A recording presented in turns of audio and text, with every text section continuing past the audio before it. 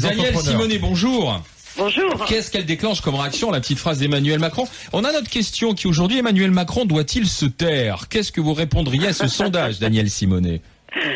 Mais oui, qu'il se taise, Monsieur Macron, mais en même temps, il révèle cette classe politique est complètement descotchée de la réalité.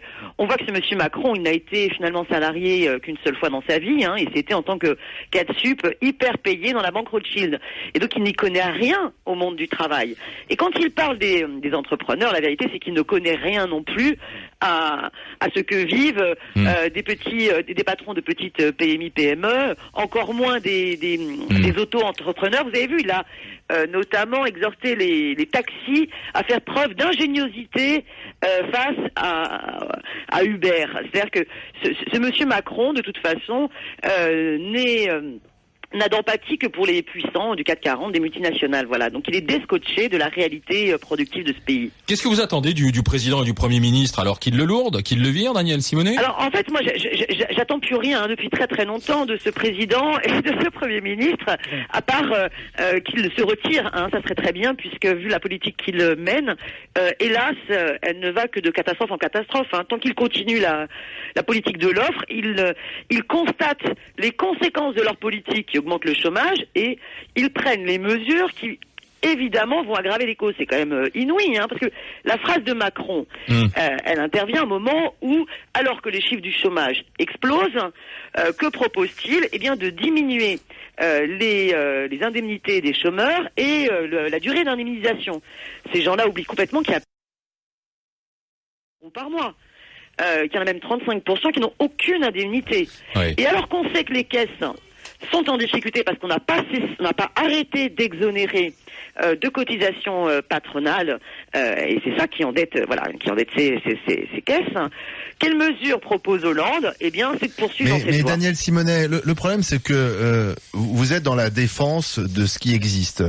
Or, ce qui existe, on le voit bien, ne fonctionne pas, puisque sinon on n'aurait pas 6 millions de chômeurs. Attendez, laissez-moi terminer.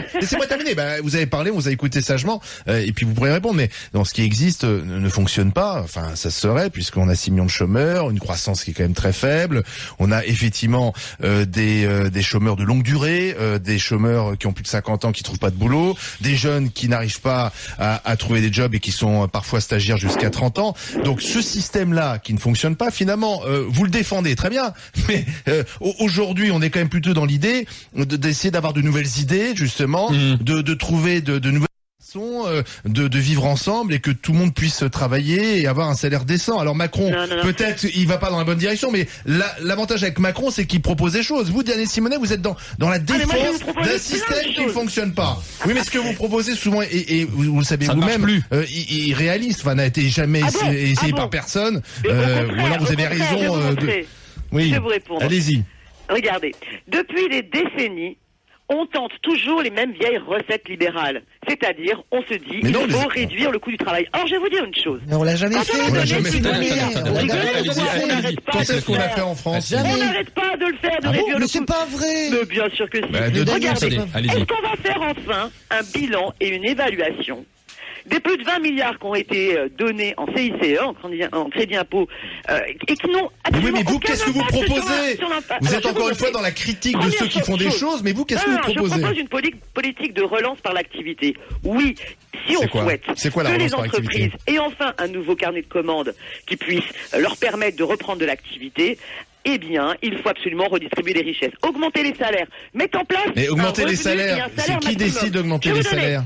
Comment vous acceptez que depuis ces 5 dernières années, les dividendes versés aux actionnaires est augmenté de 60%. Mais ça, c'est le CAC 40. 60%.